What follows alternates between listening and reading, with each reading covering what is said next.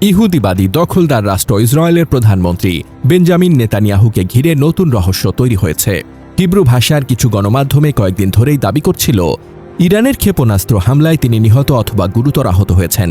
ঠিক এমনই সময় একটি অদ্ভুত ভিডিও প্রকাশ পাওয়া নিয়ে নতুন করে জল্পনা শুরু হয়েছে। ইরানের তাসনিম নিউজ এজেন্সি জানিয়েছে, বৃহস্পতিবার রাতে হিব্রু মিডিয়ায় নেতানিয়াহুর একটি নতুন ভিডিও প্রকাশ করা হয়েছে। সেখানে তাকে কথা বলতে দেখা গেছে, কিন্তু ভিডিওটি স্বাভাবিক মনে হয়নি। অনেক পর্যবেক্ষকের মতে এটি সম্ভবত কৃত্রিম বুদ্ধিমত্তা দিয়ে তৈরি করা হয়েছে। খবরে বলা হয়, ভিডিওটি এমন এক সময় প্রকাশ করা হয়েছে যখন কয়েকদিন ধরে ইসরায়েলের ভেতরেই নেতানিয়াহুর মৃত্যু বা আহত হওয়ার গুজব ক্রমেই ডালপালা বিস্তার করছিল।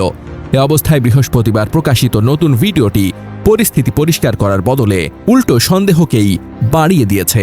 কারণ ভিডিওটির ভাষা এবং ভিজুয়াল অঙ্গভঙ্গি অনেকের কাছে অস্বাভাবিক মনে হয়েছে।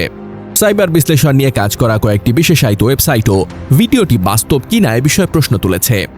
সাইবার বা নিউজ এজেন্সি নামের একটি সাইবার বিশ্লেষণমুখী সাইট দাবি করেছে, ভিডিওটি সম্ভবত কৃত্রিম বুদ্ধিমত্তা প্রযুক্তি ব্যবহার করে বানানো হয়েছে। তাদের বিশ্লেষণে বলা হয়েছে, ভিডিওর ফ্রেমে মুখের নাড়াচাড়া এবং আলো ছায়ার আচরণ স্বাভাবিক ফুটেজের সঙ্গে পুরোপুরি মেলে না। এদিকে ইরানের নতুন সর্বোচ্চ নেতা আয়াতুল্লাহ মুস্তফা খামেনিকে হত্যা করতে মরিয়া হয়ে উঠেছে যুক্তরাষ্ট্র। ইতোমধ্যে তার মাথার দামও ঘোষণা করেছে দেশটি। একই সঙ্গে তার সরকারের গুরুত্বপূর্ণ কর্মকর্তা ও সামরিক শীর্ষ কর্মকর্তাদের তথ্যের জন্য পুরস্কার ঘোষণা করেছে ওয়াশিংটন। যুক্তরাষ্ট্রের পররাষ্ট্র মন্ত্রণালয়ের ব্রিয়ার্স ফর জাস্টিস কর্মসূচির আওতায় ইরানের নতুন সর্বোচ্চ নেতা মোস্তফা খামেনি সহ ইসলামিক রেভলিউশনারি গার্ড কর্পসের সঙ্গে যুক্ত ঊর্ধ্বতন কর্মকর্তাদের তথ্যের জন্য 10 মিলিয়ন তথা $1 কোটি পর্যন্ত পুরস্কার ঘোষণা করেছে। ফলে প্রশ্ন উঠেছে, আসলেই কি নেতানিয়াহু মারা গেছে, না হয় এত তড়িঘড়ি করে প্রতিশোধ নিতে চায় কেন যুক্তরাষ্ট্র?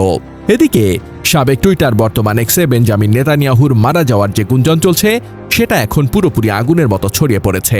লোকে দুই দলে বিভক্ত।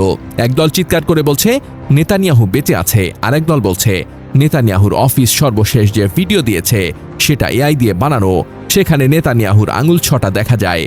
যেহেতু এআই দিয়ে বানানো, তার মানে সে মৃত অথবা আহত, কিন্তু ইসরায়েলি সংবাদ মাধ্যম সেটা প্রচার করছে না।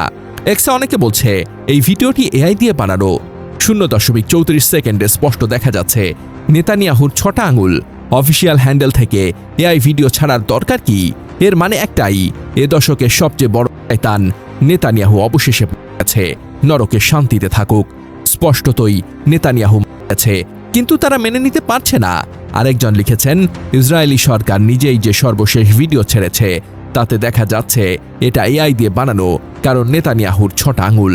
এখন প্রশ্ন, নেতানিয়াহু কি লুকিয়ে আছে, নাকি মারা গেছে, নাকি গুরুতর আহত?